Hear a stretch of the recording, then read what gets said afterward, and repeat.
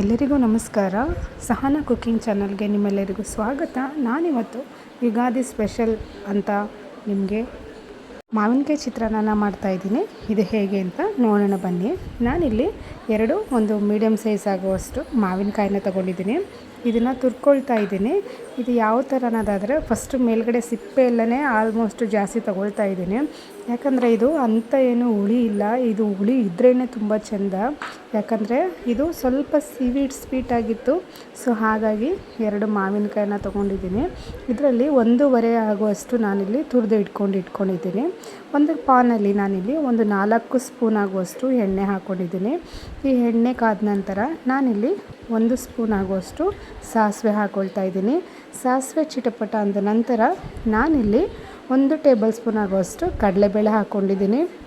ಜೊತೆಗೆ ನಾನಿಲ್ಲಿ ಸ್ವಲ್ಪ ಜೀರಿಗೆನೂ ಹಾಕ್ಕೊಳ್ತಾ ಇದ್ದೀನಿ. ಇದು ಎಣ್ಣೆಯಲ್ಲಿ ಚೆನ್ನಾಗಿ ಫ್ರೈ ಆಗಬೇಕು. ಇದು ಫ್ರೈ ಆಗ್ತಿದ್ದಂಗೆ ನಾನಿಲ್ಲಿ ಒಂದು ಸಣ್ಣ ಕಪ್ಪಲ್ಲಿ ಕಡಲೆ ಬೀಜನ ಹಾಕ್ಕೊಳ್ತಾ ಇದ್ದೀನಿ. ಇದು ಕ್ರಿಸ್ಪಿ ಆಗಬೇಕು, ಆ ಥರ ಚೆನ್ನಾಗಿ ಫ್ರೈ ಆಗಬೇಕು. ಇದು ಕೆಂಪು ಬಣ್ಣ ಬಂದಿದೆ. ಇದನ್ನು ನಾನು ಒಂದು ಪ್ಲೇಟ್ಗೆ ಎತ್ತಿಟ್ಕೊಳ್ತಾ ಇದ್ದೀನಿ.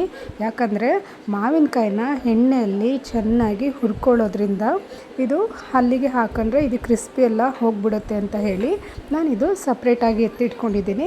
ಈಗ ಅದೇ ಪಾನ್ಗೆ ನಾನಿಲ್ಲಿ ಒಂದು ಸ್ವಲ್ಪ ಕರಿಬೇವಿನ ಸೊಪ್ಪನ್ನ ಹಾಕ್ಕೊಳ್ತಾ ಇದ್ದೀನಿ. ಜೊತೆಗೆ ತುರಿದಿಟ್ಕೊಂಡಿರುವಂತಹ 1 ಕಪ್ ಆಗುವಷ್ಟು ಮಾವಿನಕಾಯಿ ತುರಿನ ಹಾಕ್ಕೊಳ್ತಾ ಇದ್ದೀನಿ. ನಾನಿಲ್ಲಿ ಹಸಿಮೆಣಸಿನ್ಕಾಯಿನ 2 ದಪ್ಪ ಹಸಿಮೆಣಸಿನ್ಕಾಯಿನ ತೊಗೊಂಡಿದ್ದೀನಿ. ಇದನ್ನು ನಾನಿಲ್ಲಿ ಮುರಿದು ಹಾಕ್ಕೊಳ್ತಾ ಇದ್ದೀನಿ. ಯಾಕಂದರೆ ಇದು ಹಾಗಾಗಿ ಹಾಕ್ಕೊಂಡ್ರೆ ಸ್ವಲ್ಪ ಖಾರ ಜಾಸ್ತಿ ಆಗಿಬಿಡುತ್ತೆ ಅಂತ. ಇಲ್ಲಿ ಹುಳಿ ಜಾಸ್ತಿ ಇರೋದ್ರಿಂದ ಒಂದು ಹಸಿಮೆಣಸಿನ್ಕಾಯಿನೂ ಸ್ವಲ್ಪ ಜಾಸ್ತಿನೇ ಹಾಕ್ಕೊಳ್ತಾ ಇದ್ದೀನಿ. ಇದು ಎಣ್ಣೆಯಲ್ಲಿ ಮತ್ತು ನೋಡಿ ನಾನು 2 ಸ್ಪೂನ್ ಆಗುವಷ್ಟು ಎಣ್ಣೆ ಹಾಕ್ಕೊಂಡಿದ್ದೀನಿ.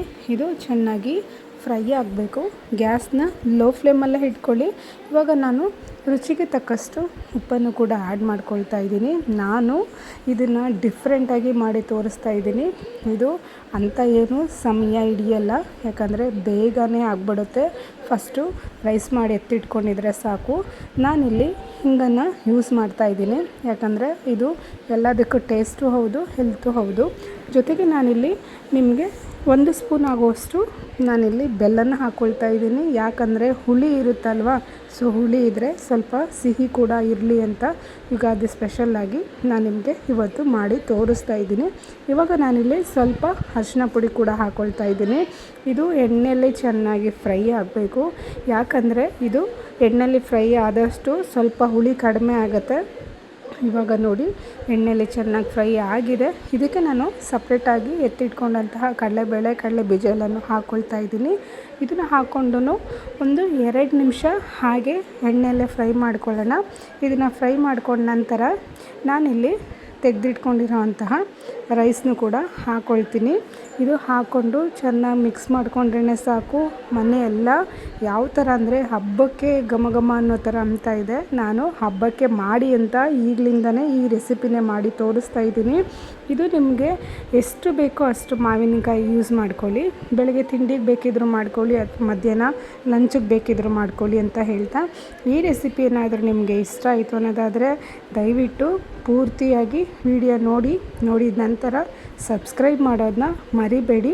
ಜೊತೆಗೆ ಹಬ್ಬಕ್ಕೆ ನೀವು ಈ ರೆಸಿಪಿನ ಟ್ರೈ ಮಾಡಿ ಅಂತ ಹೇಳ್ತಾ, ಇವತ್ತಿನ ಈ ಮ್ಯಾಂಗೋ ರೈಸ್ ನಿಮಗೆಲ್ಲರಿಗೂ ಇಷ್ಟ ಆಗಿದೆ ಅಂತ ತೋರಿಸ್ತಾ ನಾನಿಲ್ಲಿ ಒಂದು ಪ್ಲೇಟ್ಗೆ ಸರ್ವ್ ಮಾಡ್ಕೊಂಡಿದ್ದೀನಿ. ನೋಡಿ ಎಷ್ಟು ಚೆಂದ ಬಂದಿದೆ ಅಂದರೆ ಬಾಯೆಲ್ಲ ನೀರು ಬರುತ್ತೆ, ಅಷ್ಟು ಚೆನ್ನಾಗಿತ್ತು.